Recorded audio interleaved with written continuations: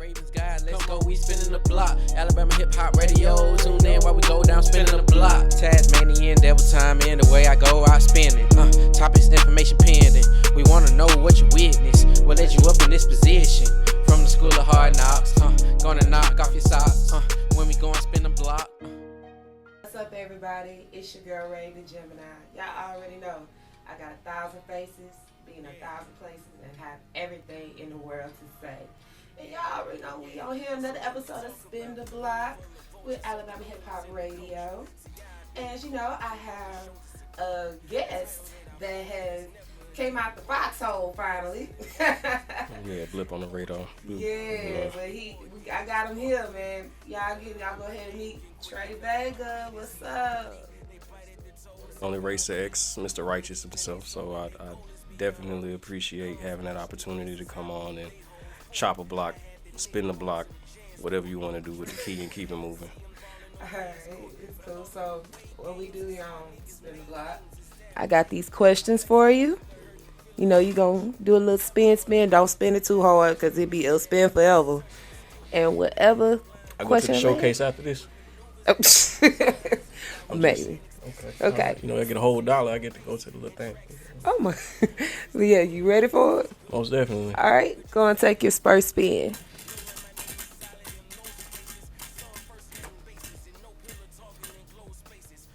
Okay. So it says intelligence or well-rounded. So that question is, do you feel like when it comes to being a lyricist, do you need to be like smart, like or real intelligent, or just be well knowledgeable in like current events or watching a lot of TV shows? Well, I say with that, I mean it's really on all of your delivery. You know, some people might not be the most eloquent speaker or have the thickest vocabulary. Personally, it's on how you deliver it. You know, it's if you got a slick way with words and you feel like you can be a decent conversationist in real life, you should probably have that same balance. I mean, we look at Lupe and we look at that like the hierarchy of like you just super nerd. No, not really. Because I mean, we consider Wayne the best rapper alive, and he might not be the most person that's just in his books, but he's still the GOAT at the end of the day. So is it like based on how he delivered what makes it? It's how you deliver. It's how you is how you can form up a setup, a punchline. It's almost like being a decent comedian. When you think about the start and the finish. Sometimes it might not land to everybody because everybody's sense of humor is not the same. Yeah. But when it comes down to lyrical prowess, it's subjective. It's really subjective. But I when it helps to pay attention in school, so you could be able to kind of not repeat yourself with music. Yeah. But respectfully, so I wouldn't hinder people saying that you just gotta pass the bar to be a lyricist, because I mean I know probably plenty of people I probably could have a better ACT score than them, and they probably could out rap most of these people in the industry. Cool. That's just how I see it. You know, it helps. You know, but look at Scarface. Scarface dropped out of school in the 10th grade. To me, he's the best rapper in the Third Coast in the generation of the 90s and the early 2000s. And still today, I think Scarface is the GOAT. But I mean, if you listen to My Balls and My Word or The Fix, that man dropped out of school. So he might be intelligent on a street sense, or he may have probably had a pretty decent library on his own personal time. But yeah, it's a balance. It's a balance. You want to make sure that you give a good delivery. You got to be clever. And that's the reason why I bring up the comedian aspect, is because a punchline for a joke is a punchline for a rhyme. So do you think a comedian could be a lyricist too, if they wanted to, and just be funny with it? Yeah. What's the battle rapper that everybody been seeing? Solo. That's you got the slow cadence. Mm-hmm. He's more of a comedian than a battle rapper, but he battle raps. You know, he I'll say just go look at some of his freestyles, because the way that he rap is more like he telling jokes. I call one nigga, I call two niggas. Two of the niggas, call three niggas. Three niggas, call four niggas. And four of them niggas come and get me. It just really just depends on, man.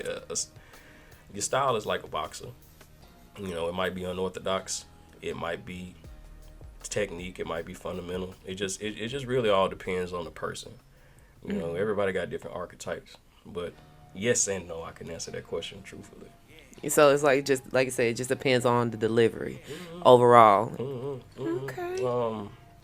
You got many people who use that moniker of being a lyricist, but don't know what the definition is. You know, some shit just rhyme, but it don't go together. So what would your own personal definition of a lyricist would be, though? All right. So, prime example. One of the first things that you and I ever clicked up on was Lupe Fiasco's The Cool. Yeah. The song specifically, the album is great, but Lupe Fiasco's The Cool. That verse all together. To a crying, dishonest baby mama who's a mother to a daughter that I had fathered from afar. My new lady gave me a Mercedes and a necklace and it started gold key like a solid. Like you think about all of the similes and metaphors that he's saying, and the way that he's discussing the literal community that he lives in, but he personifies it as a woman. Now that I sit here think about it, like the song's playing back in my head, I'm like, damn, that makes a lot of sense. Okay. Right. Because everybody get that definition. It's misconstrued. It's askew. It really can be misconstrued, man. And a lot of people, they'll take that title without the due diligence behind it, and they'll drag it. They'll drag it for the sake thereof. But you got to put them 10,000 hours in. Everybody don't start off great. I didn't start off like that.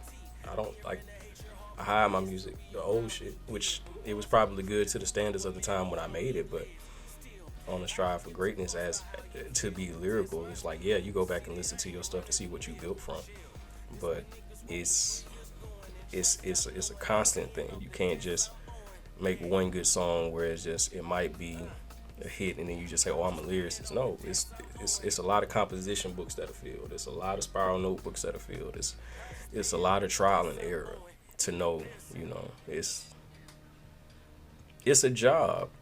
It's a passion in it, but it's a job. It's like I was listening to Corey Holcomb talk to Kwame Brown about NBA players who leave the league and they gain like 350 pounds because they no longer have that discipline and repetition. Yeah. Once you get to a particular point and you feel that, oh, okay, ain't nobody fucking with me, somebody's fucking with you. You just don't know who the hell they are. That's how I see it. And being a lyricist is almost a combat sport because so many people have that top of the mountain mentality about themselves. Yeah. But it's only a very small group of people, and you're just gonna leave it clandestine, that can actually hold that torch and burn a nigga with it. Ain't that many can hold that torch here in Mobile, but we ain't gonna speak too far. That's a whole different ball game, because a lot of them claim they is, and you listen to them and you like, what? I'm trying to be. Okay, I ain't gonna stir the pot. We ain't gonna stir the pot this time. Okay, well, go ahead and spit again for me. I'm gonna get this dollar so I can go to the showcase though. Right. Okay. So, Dan was talking about this earlier. I was like, he gonna ask the questions before I get to him. Like, but I remember reading about you say you was a 3-time Cypher champion, right? Yeah, for a year straight. That was interesting. So how did that come about? Like when, I obviously I can't remember, but tell me, when did that start? Like, do you remember what year? How did that all go? 2013. That was 93 BLX. Lord bless the dead. The first person that I went against was Eric Davis. That was my first victory. and a lot of the time that went in between, there was this scheduling conflict, but every little competition that I went in, of course, I went out of that. Like I said, some of the politics was, the reason why I didn't continue. However, it was a pretty decent experience. It got my name out there on just the tri-state area. Seeing a lot of how things operate continues to make you want to do artistry at that level. It also makes you a better songwriter when you come across people who compete with you that is just as good as you, if not right there on par. That's why I say somebody always fucking with you. Yeah. You might be dope in your house. You might be dope on your street. You might be dope on your block. But it's another nigga that stay right down the street or right down the road that might just be just as good as you. It's it's a humbling experience to where me and Davis went back and forth. Yeah. It was a very fun thing. I say that's the best competitor I ever went across. It's all like, oh, I got somebody that can really, right. Yeah, like this is it's like how them villains being, they be like, oh, I found my match. Like this gonna be a and, good fight. And it hurt me. it hurt me that we could never do it again. It was untimely, but we had a lot of. I was gonna give him his rematch. I wanted to give him that because it was slightly masochistic, but like I want to hear what you got to say. Yeah, like, I want to hear what you got. Let's to say. run it back. For sure. We kept up with each other, man, and then all of a sudden you get that phone call or you hear what that was, and like I said, we ain't gonna harp too much on it, but it wouldn't be right if I stopped at that. But it was most definitely decent, man. They had it was broadcasted on iHeartRadio. People in New Orleans was calling in for that. People in Pensacola, Ocean Springs. It was just people who didn't really know me, or I knew that 93BLX actually went that far. It was just randomly will call in who you want to talk to. Who are you voting for? That was the thing. That's the ciphers that we attend to or something like that. It's the crowd's favor. But when you have random people with no emotional investment in the person competing, unbiased opinions, is like it's a different feel because like it ain't just people that's voting for you and stuff. It's like people that maybe just heard you and they like, oh, I like that man shit. Yeah, I vote for him. Exactly. It probably made you feel good too. Like okay, they don't know what you look like. You ain't never saw him at the light. Never met him in a day in your life. Don't know him from a can of paint. Exactly, but they fuck with you, and that's all you can do. And it's like I said, battling is a very, very interesting thing. It's fun when you have competitors, Yeah. Like you wouldn't want somebody that just think they can do it and you listen to them like, well, I'm finna eat your ass alive. You have no idea. It's not fun. It's really not fun. You just kind of going through the paces, because if I stand in front of somebody and I know for a fact that they trying to come from my throat, I have the insatiable need to be interested in what you're saying, because I like to build off of that. Like it's no secret that when it comes to battles, a lot of the stuff is pre-written because they want to make sure that their delivery is great. Yeah. But a true battle rapper, because I think that's different categories. Lyricists, battle rappers, all under one umbrella, but they all different to a certain degree. That Venn diagram, those circles that merge together, and what's in the middle, make a complete rapper. But the people, like for example, Loaded Lux, legendary New York rapper. You gonna get this work, nigga. You gonna get this work, nigga. That's all we knew when he battled Calico. You gonna get this work. Tuxedo came out. Your father is a lost nigga. Trust me. But Loaded Lux, see the look on your face. Who the fuck is that? Yeah. Exactly. So when you ask about, not you specifically, when people think about battle rappers, it's a fine balance of battle rappers don't make good songs, or some good songwriters can't be good battle rappers. You stay stuck in, like, if they want you to battle, you battle forever. That's all you do. That's all you do is like you ain't finna move from that. But from that spectrum. if you want to make good music, you got to be able to kind of step away from that. Like, and that's why I was glad I was able to battle for a year straight, even though the competitions were sparse and far in between. I still had a pretty decent time, to see just the atmosphere for what it was. Sitting in the radio station, seeing the politics, shaking hands, kissing babies, the accolades and the superlatives were great. But you know, I actually want the music that I put on beats to be, you know, noticed. Like when I die, ain't nobody gonna be remembering my verses, but we remember Tupac shit all the time. Yeah. Everybody could quote at least one, even if it's just like one sentence. Yeah, I mean, everybody know Hit 'Em Up, but we know Dear Mama. But if Tupac ever had a battle, can't nobody tell you one line from that. Nope. Sure, okay.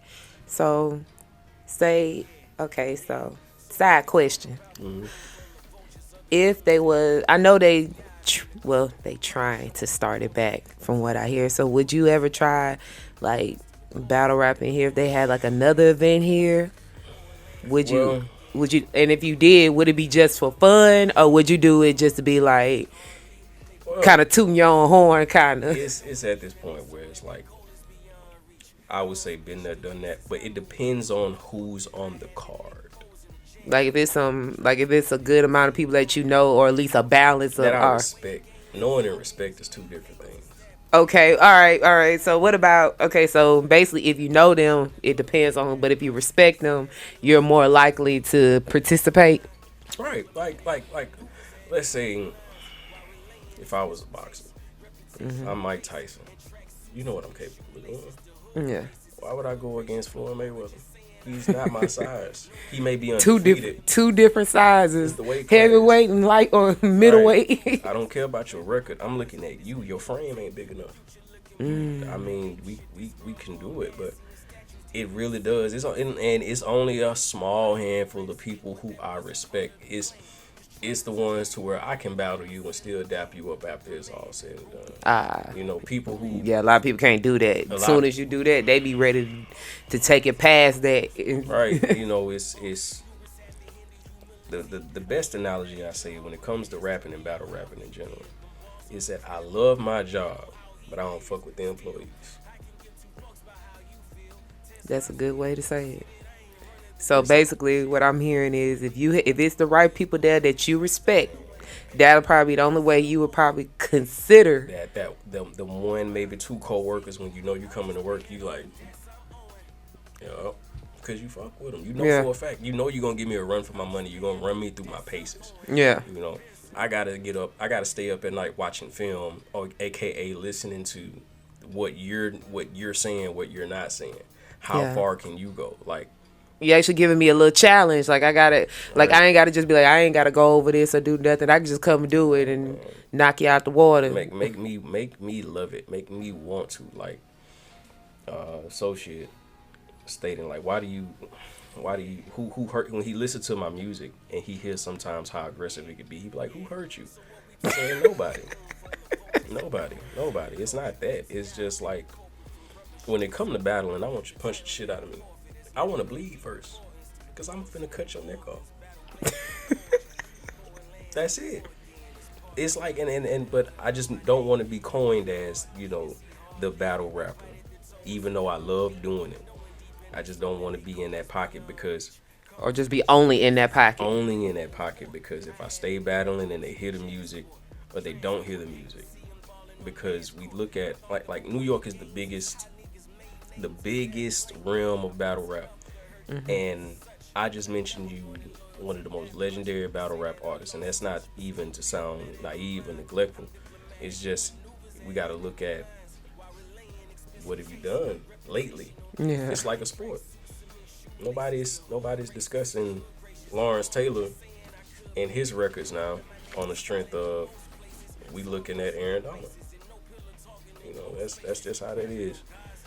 But you know, a good song lasts forever. A good battle rap, you know, might be talked about for 2 weeks. And then it's on to the next. So I think that'd be another thing too, because like you gotta, you know, like I said, when it comes to big artists making music, you know, a song can last forever. And when you do battle rap, like I said, be 2 weeks and then they forget about it. It's almost like you gotta just stay. Either you gonna stay consistent doing that and be just interchangeable every time, or you fall off. You the flavor of the week, and I mean, and its consistency is key. But you always got to be cognitive of other people's attention span too. You know, sometimes you might not win the battle off of your skill. You might win the battle off of theatrics. You know, I done seen a couple where they do went off of that just because. You and I know what's going on. Yeah. I know your bitch ass from way back. You know I don't play that. You know I was there. You were there. You saw it. You know I'm keeping names out of this, but you was there. I know. I definitely do know. Look, you didn't even have to. As soon as you said it, I was like, I mean, you know, it was. There are some good ones out there, man. You know, me and Mr. Boss got a good relationship with each other, man. I love him to death. TJ, even though I wouldn't put him in a battle rap, that man, we rapping all day long, and that's what we the Spider-Man me when it comes to that shit. Oh God, that's my dog, though. Yeah, man, he's the reason why my ass outside now, and then told me in front of the studio house, he was like, "Look, bro, let me holler at you for real quick, man. Yeah, that sound about right. You need to bring your ass outside and get your flowers while they still smell like something, man. If you ain't gonna do it, I'm gonna make you.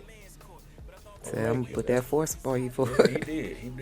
He did. I ain't even gonna take nothing away from him. Thank you, TJ. I appreciate it. Yeah, I do. Give just that little nudge, you know, or you can push him all the way off, you know, either way.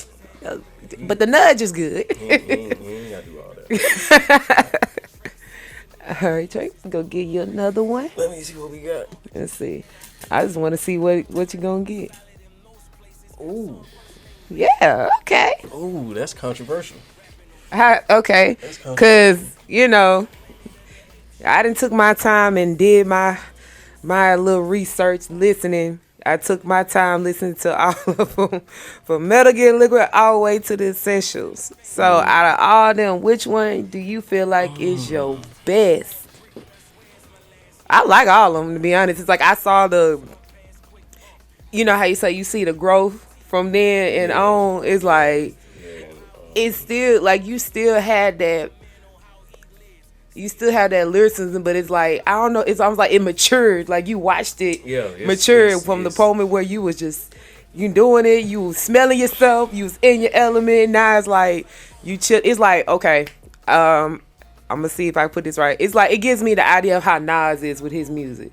Like when he first started to when he made it now he like, shoot, I do this, you know. I'm gonna let y'all have it, but you know, I can still do it. It's fun, you know. I ain't gotta do this no more, but I love what I do. That's kind of the reason why.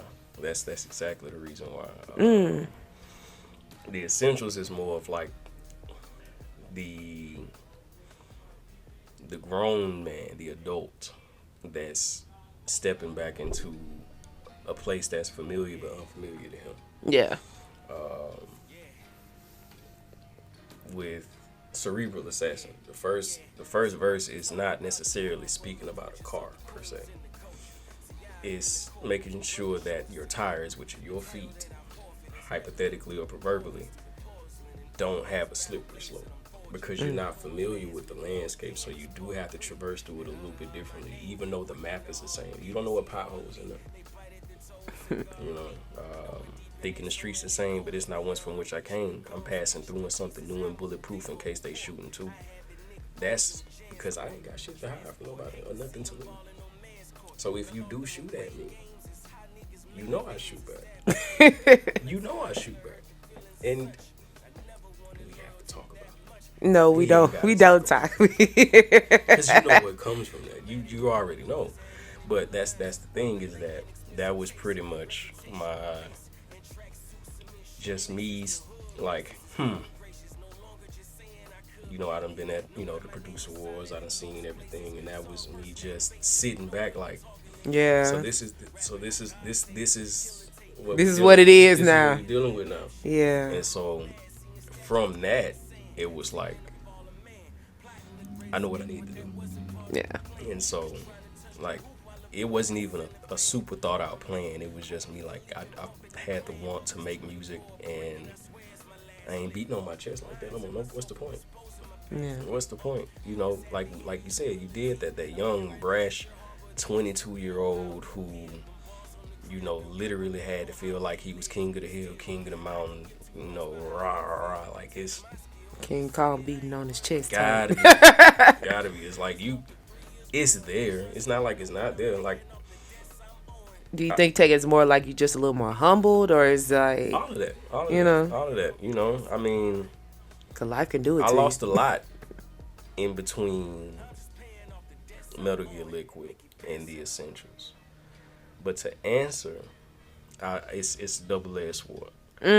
Because I don't want to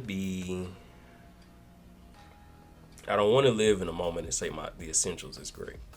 But a lot of people have said it reminds me of a lot of their favorite songs, which is Death of 1636. It's like if that was a full album. Yeah. Baba Yaga to me is kind of, I had the most fun making it. I could tell. It when I was listening, because I was sitting there when I looked at it, I was like, okay, I could tell, like I said, from listening, it's like that part, like I said, you know how you say that time when you was in your element and just, I feel like that EP was that for me, to me, in my opinion. And then when we talk about, so I ended up looking up, you got a lot of folklore shit references in your song, so I looked up what Baby Yaga was, even though I know it came from John Wick. It was like Slavic mythology, so they have the witch, and they also got the male counterpart, which is, I forgot the name, it's a weird name, but he's pretty much immortal. The boogeyman, pretty much. Yeah, so I was like, this man had me in here researching Wikipedia and Google on something, but that's good though, because I like music like that would make me think, and it's like, wait a minute, what? And it be references you give, and it's like, then when you look up on it, like, oh, that makes sense why he said that. Right. Like, I'm like, this probably the most research I did on an artist that I've done in a minute. And usually I do some good research, but this one had the gears turning. I'll say between Fist of God and Baba Yaga. Them two was the ones. I was just an angry little boy. I was just angry. But you still went in though, even though, you know, you was an angry black man, angry young black man. It's okay. Who sits back and makes a whole song on classical music, telling a whole group of people they ain't shit? I don't know, but that was, and that's the thing too that I realize is different. You do choose a lot of different beats too. You do use a lot of stuff from like wrestling, like I said, from Speed Racer, all that. And I'm like, okay, he giving you nostalgia too a little bit. That's like, that's the best thing to do, man, because it's relatable. You know, you gave something relatable, and it's like it kind of grabs their attention. Like, wait a minute, I remember hearing this from, and just off that, they'll want to listen and be like, either what else you gonna do or what else you may say referring to it, and it makes them want to listen to where they like, okay, I like this. You know, it's more just aside from being relatable, it's like they like what you're saying, they like your music. So it's like it's a good way of marketing, you know, to my degree, to a certain degree. Because you, like I said, you catching their attention and they sticking with it because they want to know what's next. Let's keep going. Everybody, but you can pull the people who are like-minded. That's the thing. Yeah, it's like that little niche you have. Yeah, Baba Yaga was the funnest record that was Scooby. And, yeah, he recorded with my dude a couple times too. Scooby, me and Scooby mom loved me to death. She called me Curious George because when I first met her, the first thing I asked is where the bathroom was at the house.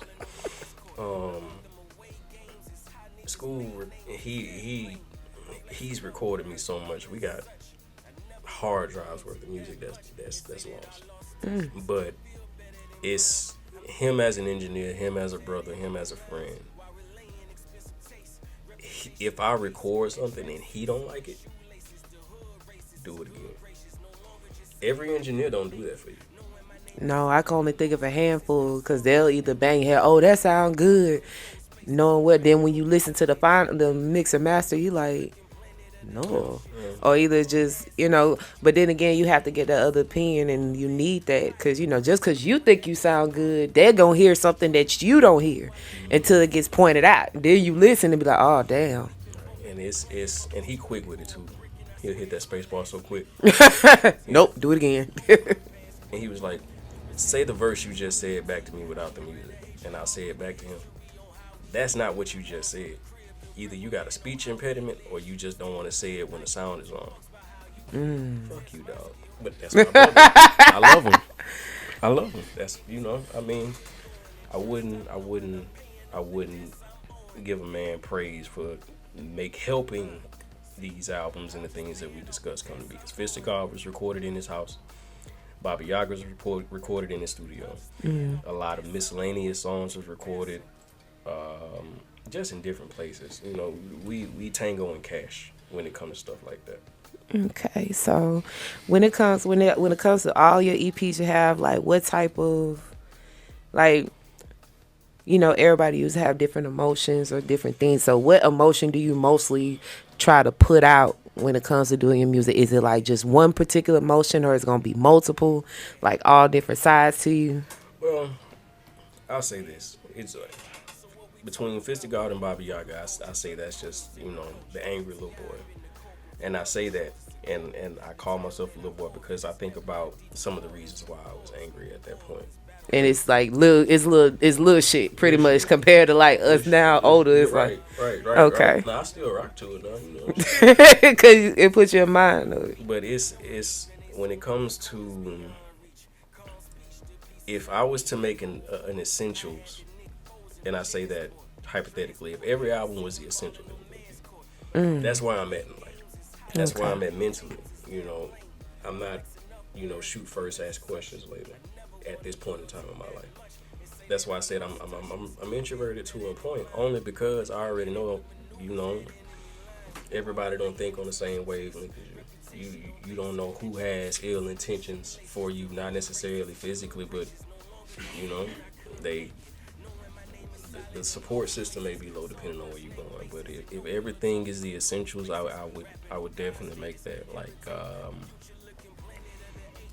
got a blogger in Birmingham who messaged me. We talk a lot. For Kids Wear Crowns, and he said, if you stay in this pocket, I will buy every album. And that's what I want. The reason why Baba Yaga and Fist of God sound the way that it was is because you needed to hear those bombastic beats, to hear that tyrannical Thanos type nigga, and that's that. But if I want to make genuine music where I know, like, man, you can put this shit on the side of Mount Rushmore and they won't ever take it off, is that is me at a mature state. And I'm glad that you saw that from tape 1 to tape 5 and everything else in between, because it really does show that, like, it's cool. It's cool. I've seen the promised land. I'm cool. It's like it's all right. I'm good on it. I'm cool. I'm straight, bro.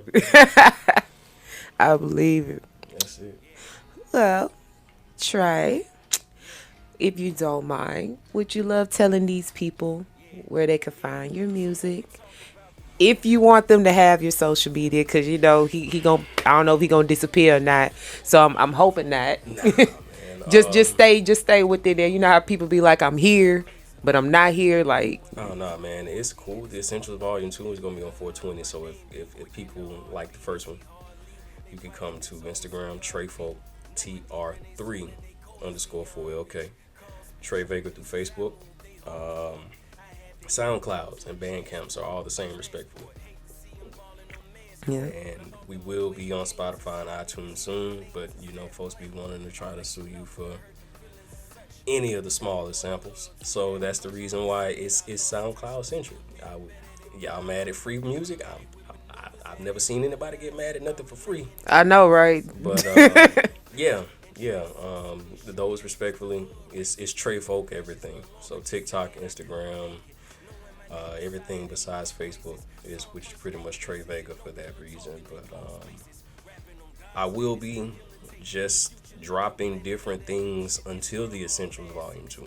So be prepared for some freestyles, some maybe a King Vega 4, in between that time. You never know. Who's to say a certain cool kid may not have a produced beat somewhere down the line? We never know. Would you, if anybody was able to reach out to you for either just do a collab on a song or a feature, would you do it? I ain't hard to find. I record music right back there. Catch me at the Blue Magic. It's a grand name, I guarantee it. But nah, man, just holler at me. I've never had a problem making music with people. I love to do it. Word to Kenzie. He said that he wanted to try to take my neck off on that rap shit, but then Paper Phones came to be. So hey, Cal. that's a lot of mutual respect, Yeah. So and that's another reason too. Like the Essentials will have more features with the people I fuck with. So it'll bring everything full circle. The small group of people who I do socialize with, like Kenzie and Boss and TJ, you will see them. Yeah. Like that's the one thing you noticed in my anthology of music is that you don't see too many features. Don't. And it's not because I don't want to work with nobody. It's the other way around. Ooh. So the names that you hear me say, know for a fact that they have my number. I can call them on a daily basis. I can pull up on them. They can pull up on me. There's no love lost. As a matter of fact, TJ already got his beat. He already know what he finna do. He already know what he gotta do. So that's that. And we going on a legendary run this year. The foxhole ain't gonna be too occupied too long because I'm gonna be outside a little bit more than the norm. Okay, I'm gonna get back out. I'm glad that Gemini was able to interview, so you be able to get your stuff out. So I'm proud of that. This a happy moment for me. So it's like, oh shit, I'm looking forward to it. I'm looking forward to seeing you out more, listening to more of your music, especially you saying you dropping. Sometimes, what you said, 420? 420. I mean, if you seen the cover for Essentials Volume 2, you already know what the contents of that cover is. Yes, I do. Of course, it's for that. I mean, I'll tell anybody, the people who raised me lyrically is Pusha T, Raekwon, Currency, and AZ. So anything that you see me make is always a hey, look, I know who raised me music wise. That's a good way to look at it. So if you listen to all them, you kind of gotta feel the idea where this man coming from. Because it's the most relatable. Most people will listen to things that they gravitate to because that's their life experience. It may not be direct, but man, if the Essentials 1 was a little bit more nocturne and lurking music, so they say. Volume 2 is that. Not necessarily amp, but you're going to feel good about yourself before it's all over with. Oh, so y'all already heard it, folks. Like, y'all going to tap in with him, All you got to do is hit him up. Make sure y'all follow him. Make sure y'all listen to his music. Give some feedback, Y'all gonna see a video at the end of this too, so so y'all can get a little glimpse of it. But aside from that, Trey Vega, I appreciate you coming. I appreciate spinning the block. Hey, as you should. Until the next episode, guys, y'all already know. Ray the Gemini, Trey Vega, and we out of here. Righteous. The fact that you thinking that you're the winner, huh? This here ain't paying for the millionaires. Tunnel vision, got competition and trigger heads. A couple acres of pit and maybe a picket fence. And how I do it, I walk into them like Carson Wentz. We talking resumes, I'm overqualified. We getting money was the mantra of the ones who died. Before me, but they poorly kept the promise. When I say it, nigga, I just on the line and check the message, nigga. Behind 48 laws, LI 48.